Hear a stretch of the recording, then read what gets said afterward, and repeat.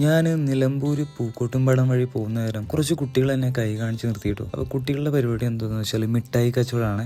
അതും ഒരു തോട്ടത്തിന്റെ വേലിയിലാട്ടോ മിഠായികളൊക്കെ വെച്ചിട്ടുള്ളത്. പേരെന്താ?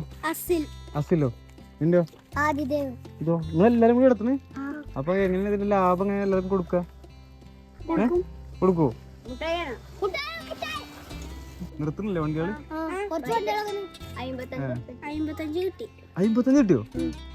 എനിക്കെന്താ തരാൻ പറ്റിയാല്? എന്തൊക്കെയുള്ളത്? 2 രൂപയാണ് അതിന്. 2 രൂപയെ? കാരക്കച്ചോറ് എത്രയാ? 1 രൂപ. അതോ അതൊരു 4-5 എടുത്തു.